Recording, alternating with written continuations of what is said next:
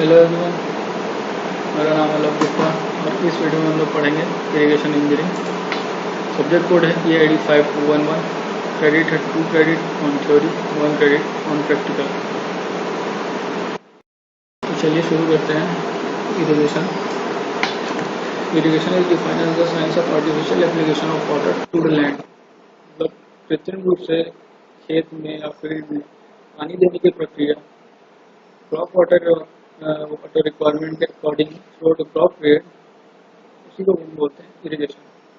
मतलब कृत्रिम रूप से पानी देने की प्रक्रिया को ही इरिगेशन बोला जाता है। इरिगेशन कहते हो क्या है? For proper growth of crop through out the crop period. Irrigation जो बहुत ही पुरानी टेक्निक है। अगर हम पानी ज़्यादा भी दे दें तो भी नुकसानदायक है, और कम दें तो भी नुकसानदायक है। तो इरिगेशन में भी इसके एडवांटेजेस भी है और डिसएडवांटेज भी है। एडवांटेजेस क्या क्या हैं? प्रोडक्टिविटी हमारी इंक्रीज होती है। अगर हम फुल्ली डिपेंडेंट रेन पे हैं तो through out the year cropping नहीं कर सकते, और अगर हम इरिगेशन के साथ जाते हैं तो हम थ्रू आउट द ईयर मतलब तीनों सीजन में क्रॉपिंग कर सकते हैं। ये फार्मर के सोशियो इकोनॉमिक कंडीशन को भी इम्प्रूव करता है, प्रोडक्टिविटी भी इंक्रीज करता है और क्रॉप फेलियर के जो रिस्क है उसको कम कर देता है। देन डिसएडवांटेजेस हैं इसके। अगर हम इरिगेशन में ज़्यादा ही अप्लाई कर देते हैं तो क्रॉप यील्ड इफेक्ट होती है, उससे मतलब कम हो जाता है। और एक्सेस वाटर के कारण जो है वो वाटर लॉस की कंडीशन भी क्रिएट हो सकती है, जिससे लीचिंग की प्रॉब्लम या पेस्टिसाइड या इंसेक्टिसाइड की प्रॉब्लम हो सकती है। न्यूट्रिएंट्स क्रॉप को प्रॉपर तरीके से नहीं मिल सकती या ऑक्सीजन डिफ्यूजन होने लगता है। मैं बात करते हैं पर्पस ऑफ इरिगेशन। इसका मेन पर्पस क्या है कि क्रॉप को फुल्ली नरिश्ड ग्रोथ करना। हमारा यही मेन मोटो रहता है इरिगेशन में। जब हम अप्लाई करते हैं फील्ड में, क्रॉप प्रॉपर तरीके से ग्रोथ करना। इसके साथ साथ इरिगेशन का और भी यूज है, जैसे कि हम फर्टिलाइजर भी अप्लाई कर सकते हैं थ्रू फर्टिगेशन के थ्रू। मतलब इरिगेशन सिस्टम अगर किसी फील्ड में लगा हुआ है तो हम उस फील्ड में उस सिस्टम के थ्रू फर्टिलाइजर को मिक्स करके डायरेक्ट अप्लाई कर सकते हैं। इस प्रोसेस को हम फर्टिगेशन में लेते हैं। इरिगेशन के थ्रू क्या सॉल्ट रिमूव भी कर सकते हैं। इरिगेशन हम अप्लाई कर रहे हैं फील्ड में, तो सॉल्ट एक्यूमुलेट होता है फील्ड पे, वो हम एक्सेस वाटर अप्लाई करके और उस एक्सेस वाटर को ड्रेन करके लीचिंग कर सकते हैं। इरिगेशन जो है वो सॉइल के टेम्परेचर को भी मेंटेन करने में हमें मदद करता है। अब बात करते हैं source of water. Source of water में नेचुरल सोर्सेस में क्या क्या है? Rain, snow, hail, sleet, rivers, dam, tubewells, wells, hand pumps. ये जो है वो आर्टिफिशियल है। मतलब डैम्स, वेल्स, ट्यूबवेल्स ये जो है वो मैन मेड सोर्स। इस इमेज में देखिए, ये जो एक बेसिक हाइड्रोलॉजिक साइकिल बता रहे हैं, इसको एक्सप्लेन करने की जरूरत नहीं है मेरे को, क्योंकि सभी लोग बहुत पहले से ही पढ़ते आ रहे हैं। इरिगेशन वाटर सोर्स को ब्रॉडली क्लासिफाई कर सकते हैं: surface water resources and ground water sources. Surface water sources में क्या क्या आते हैं? रिवर्स, लेक्स, डैम, स्ट्रीम्स, ये सब सरफेस वाटर में, मतलब जो भी सरफेस पे। और इसके साथ साथ रेन, स्नो, ये सब भी सरफेस वाटर सोर्सेस में आते हैं, क्योंकि ये सरफेस वाटर जो बॉडीज है उसको नरिश करते हैं। तो ये एक रिवर सरफेस वाटर सोर्स का एग्जांपल है रिजर्वायर। और डैम में जो उसके द्वारा बनाया जाता है, lake, ponds, tanks. Ground water sources के बारे में बात करते हैं।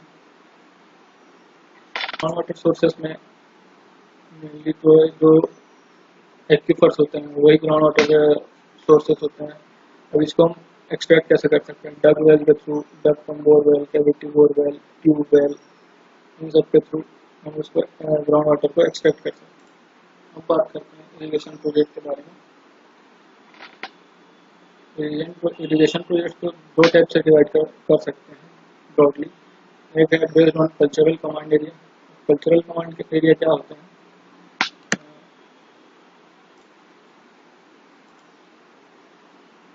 It is the portion of gross command area जो कि कल्टिवेबल है, मतलब ग्रॉस कमांड एरिया का एक भाग जिसमें हम कल्टीवेशन कर सकते हैं, उसको हम बोलते हैं कल्चरल कमांड एरिया।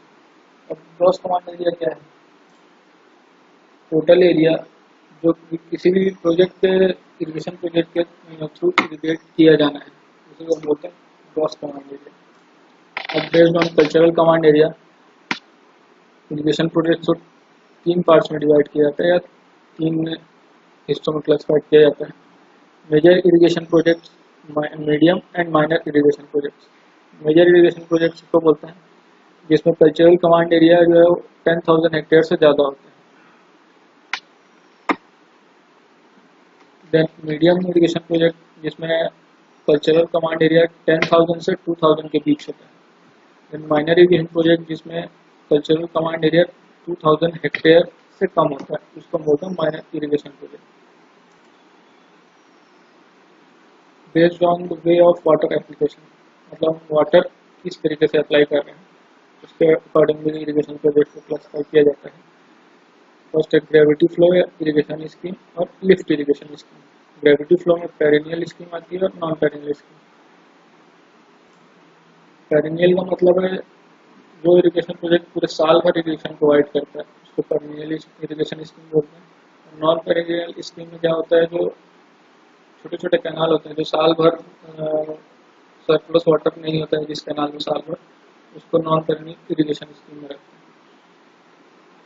और लिफ्ट इरिगेशन स्कीम में पंपिंग के थ्रू जो इरिगेशन होता है या लिफ्ट इरिगेशन है, वाटर को नीचे से ऊपर उठा कर जो इरिगेशन किया जाता है ऊपर लेवल पर, या नीचे के वाटर बॉडीज से ऊपर लिफ्ट करके इरिगेशन होता है, उसको लिफ्ट इरिगेशन स्कीम के अंदर देखा जाता है।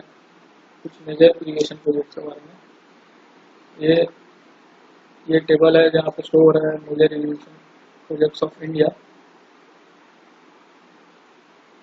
नेम है, किस रिवर पे प्रोजेक्ट बना है, किस स्टेट में है, cultural command area and year of completion, तो किस ईयर में कंप्लीट हुआ। भाखानगर प्रोजेक्ट है सतलज रिवर पे, पंजाब एंड हिमाचल प्रदेश के बीच है।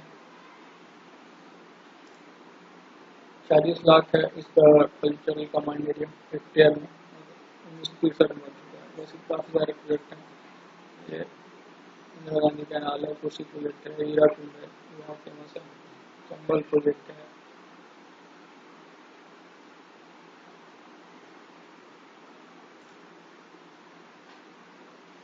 अब देखते हैं units of water measurement.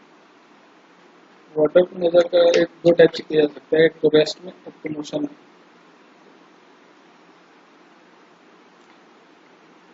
Water measurement की यूनिट्स क्या हैं? Litre, cubic metre, hectare, conversion यहाँ पे दिया हुआ है, hectare metre, litre per second, cubic metre per second. देखते हैं methods of water measurement. Volumetric method है, area velocity method, measuring structures, orifice, weir and fluids, इसके बारे में नेक्स्ट क्लास में पढ़ेंगे। प्रेशर मेथड है, तो यहाँ पे देखते हैं volume method of water measurement. इसमें क्या करते हैं, एक डिस्चार्ज पॉइंट में सबसे पहले तो एक बाल्टी लेते हैं जिसका वॉल्यूम हमको पता होता है लीटर्स में। अब एक डिस्चार्ज पॉइंट से उस बाल्टी को फिल करते हैं और एट दैट टाइम ये देखते हैं कि उस बाल्टी को भरने में कितना टाइम लगा। अब इस फॉर्मूले के थ्रू हम डिस्चार्ज रेट निकाल सकते हैं। Volume of container divided by time required to fill, litre per second में अपने को डिस्चार्ज मिल जाएगा उस पॉइंट पे, उस जो इसका भी हमको डिस्चार्ज मिल जाएगा। तो एरिया वेलोसिटी मेथड में दो टाइप्स आते हैं, फ्लोट मेथड और एक current meter method. Float method में क्या करते हैं, हम एक फ्लोट लेते हैं या कोई एक बॉटल या गत्ते का टुकड़ा, उसको एक फिक्स्ड चैनल क्रॉस सेक्शन से फ्लो कराते हैं और देखते हैं कि एक पॉइंट से दूसरे पॉइंट तक के वो कितनी देर में फ्लो कर रहा है, उससे हमको वेलोसिटी मिल जाएगी। अब वेलोसिटी मिल गई तो हम उस चैनल का क्रॉस सेक्शन एरिया निकालेंगे और एरिया और वेलोसिटी को मल्टीप्लाई करके अपने को मिल जाएगा डिस्चार्ज। नेक्स्ट है करंट मीटर मेथड क्या है? करंट मीटर एक डिवाइस है जिसको पाइप में लगाते हैं और डायरेक्टली ये वाटर का फ्लो जो है वो अपने को शो करता है, डिस्चार्ज डायरेक्टली शो कर देता है डिस्प्ले। नेक्स्ट है ट्रेसर मेथड। ट्रेसर मेथड में एक सॉल्यूशन होता है जिसको ट्रेसर बोलते हैं, उसको एक पॉइंट पे ड्रॉप करते हैं और दूसरे पॉइंट तक कितना टाइम लग रहा है पहुंचने में वो हम मेजर कर लेते हैं। इससे अपने को वेलोसिटी मिल जाती है और फिर वही सेम एरिया निकाल के, क्रॉस सेक्शन एरिया निकाल के चैनल का, अपन उस चैनल का डिस्चार्ज मेजर कर लेते हैं। अब मैग्नेटिक स्ट्रक्चर्स हैं और फेस वियर एंड फ्लूम्स, इसके बारे में नेक्स्ट क्लास में पढ़ेंगे। Okay, thank you guys.